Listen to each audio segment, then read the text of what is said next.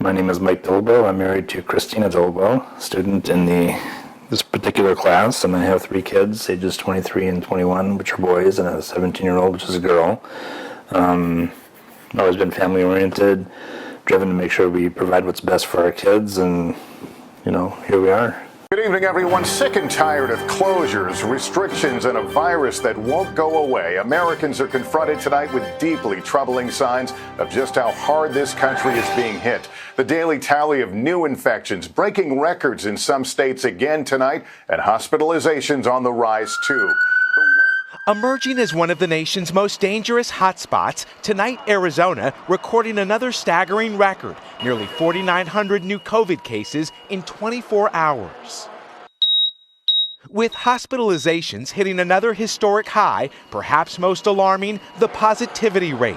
Nearly 30% of those just tested have the virus. When I heard about the pandemic, it was it was in the very back of my mind. It's just like, oh, okay, well, anyways, we need to get ready and go on vacation. So it didn't hold much weight in my mind.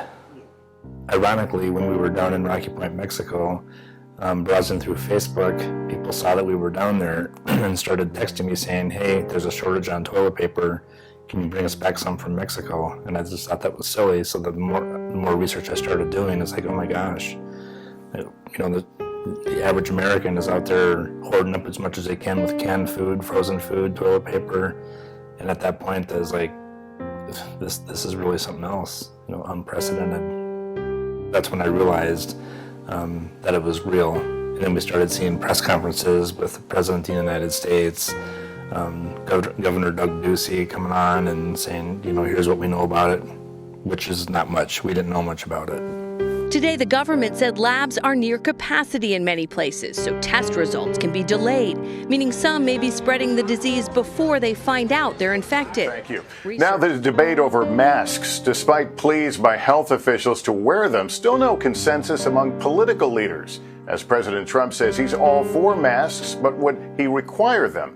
When I started to put restrictions on the kids and where they could go, who could come over, who was allowed to come in the front door, it was also difficult for me because I couldn't be hypocritical because we're very social people, and it was very difficult for me not to have my friends come over, for our Friday night get-togethers. That was just a huge reality check for me, and it was really a difficult transition. There's still so many unknowns about this pandemic that, I don't know what's safe, what's not safe, what's fact versus fiction. Very early. But when you talk about mortality rates, I think it's the opposite. I think we have one of the lowest mortality rates in the world. We're going to take a look. This is something where you want to stay vigilant, you want to have flexibility, and be humble. We know more today, and I'm confident that we'll continue to make better informed decisions going forward. The thing is the news, you don't know what to believe in the news. And they're saying, oh, if you're young and healthy, you're, 99.9% chance that, you'll coast right through it and you'll be fine. But there's young and healthy people that are dying, or there's young and healthy people that get it. They pass, it passes through their body and they're done with it, but then there's long-term effects that we don't know about. It's like my husband and I made the decision that we would like our children to be back in school.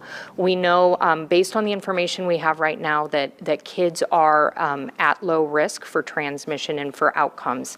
The head of the CDC, Dr. Redfield, said this. I think the fall and the winter of 2020 and 2021 are going to be probably one of the most difficult times that we've experienced. Do you agree with Dr. Redfield? I don't know, and I don't think he knows. In hindsight, everything is crystal clear. Haley has asthma, and that's a weakness, that coronavirus tends to, really pack a punch on.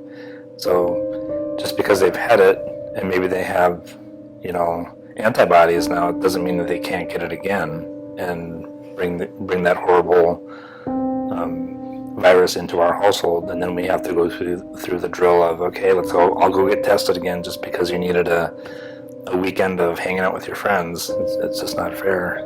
It's difficult for my daughter because now when she was a junior is when this happened, but now she's a senior, and there's still so many uncertainties. We don't know what's going to happen, and it's difficult for her because she's not knowing if she's going to be able to, attend school on campus and graduate, with a traditional ceremony. My name is Haley Dillabough, and I'm the daughter of Christina Dillabough and Michael Dillabough, and the sister of Nick Dillabough and Zach Dillabough. And tell me about your school situation. I'm starting school tomorrow, and it's all online until September. Can we start over? We eat together more now. We cook at home, obviously. We don't go out, we order in, so we're eating together a lot, so I feel like we're in much better communication. And I think it's great. We get complacent when, everything's at our convenience. Everything, we can go on our phone and see what's open, let's go here. And now we're kind of forced, sad as it sounds, we're forced to stay home and be around each other, but it's actually been kind of nice. On the other hand, we're together all the time, so sometimes it can get contentious. Number one, low mortality rate. I hope you show the scenario because it shows what fake news is all about. Okay. In communication with my office, I'm not allowed to go into my office unless it's absolutely necessary, and if I do go in, it's after 10 o'clock at night. And even when I do go in, they're monitoring temperatures to make sure I don't bring germs into the building. So at this point in time, I don't anticipate finding out if I'm going back to the office until after the new year. In regards to the kids, I believe they're going to start off online, here in about a week and a half. And then once the teachers are ready, they'll open it up to the kids who chose to go in and attend class in person. So I think this will be changing day by day, and as it gets closer to the school year starting, it's going to change day by day, because the government is reacting to public perception and public outcry, actually, and the teachers, are putting their lives at risk, of catching these infections, just because they're trying to appease what the public wants or what the government wants. There's so much push and pull, so much tug of war on how to react with this and what's the right way and how's it going to look best for me, and then it spins into the political sides and it's out of control. So I have no idea how it's going to unfold, but as of this point in time, Haley's going to start off online, and then based on the progress of the slowing down of the spread of the pandemic, we'll decide if she gets to go into campus or not. There was a movie called Outbreak. It's like, oh my gosh, can you imagine this happening? Well, it's happening. It's like a movie that's playing out, in front of us all right now. And our scientists are just, they're making leaps and bounds, and they're creating vaccine trials in weeks, as where it would take 4 to 5 years. The movie is still going. This horror movie that we're in right now is still going, but the end hasn't been written yet. So it's just, I look forward to it being done.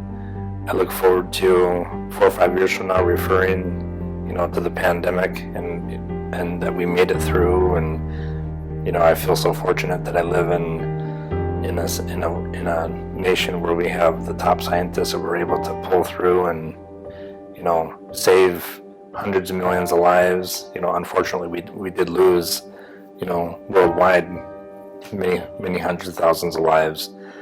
That's unfortunate, but it could have been a lot worse. So, yeah.